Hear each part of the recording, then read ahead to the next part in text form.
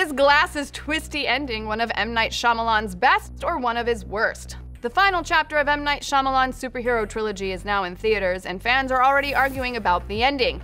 By now, we all know that Shyamalan always has something up his sleeve and doesn't hesitate to show his hand in the final acts of his films, so it's really no surprise that the end of Glass is full of surprises. What a twist! The question is, did the twists work for you or did they fall flat? Like any crime-fighting vigilante superhero, we're here to help you try and make sense of it all, but be warned, this video is filled with spoilers about Glass, so if you haven't seen it yet and don't want to know, now's the time to head downstairs for a bit while we sort this out.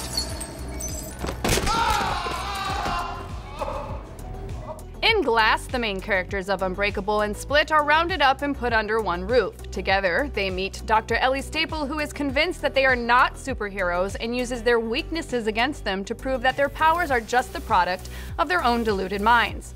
Of course, Dr. Staple's theory is eventually disproven. All three break out of their cells and meet face to face for an epic showdown, only epic might not be the right word. This was no Civil War caliber superhero face-off with big explosions and crumbling buildings.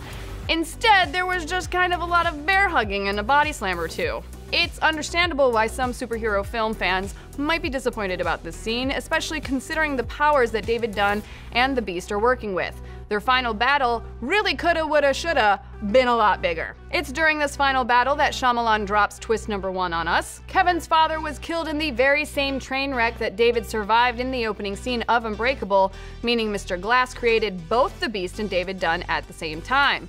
By Shyamalan standards, this wasn't an earth-shattering revelation, but it did lead to Mr. Glass's death at the hand of the Beast. Number 2 is probably the biggest and most controversial twist in the whole movie. After Mr. Glass gets smashed, a SWAT team shoots and kills Kevin Crumb and drowns David in a puddle. Now, during this sequence, we see that all of the SWAT members have small shamrocks tattooed on their wrists, including Dr. Staple.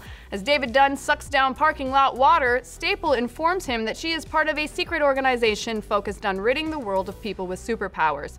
Dr. Staple tells David that other heroes exist in the world and have for thousands of years, and her job is to keep all of that under wraps. There was zero foreshadowing or mention of the Shamrock Society until the big reveal, but Shyamalan says that he's actually had this ending in mind when he was making Unbreakable way back in 2000. Now, the third and final twist of the movie comes when a dying Mr. Glass reveals that he knew all of this would happen and secretly streamed footage of all the events at the hospital to the entire world, revealing to the world that superheroes are, in fact, real. Like it or not, the end of Glass does leave the door open to a much bigger superhero universe that could potentially spin off more films. But don't get your hopes up, because Shyamalan tells Entertainment Weekly that he has no plans to return to the Unbreakable realm.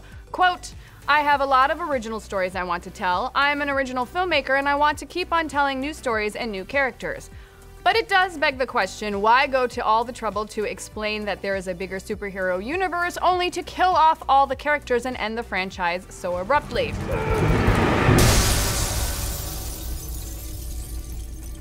But what do you think? Is there still potential for another Unbreakable universe film? Did the characters in Glass get the ending that they deserved? Let's discuss. Anyway, thanks for watching, like and share this video, and until the next time you're enjoying a cup of joe at your favorite coffee shop and notice that you're the only person in the room not sporting a fancy superhero-hating shamrock tattoo, remember to join us at Nerdist.com.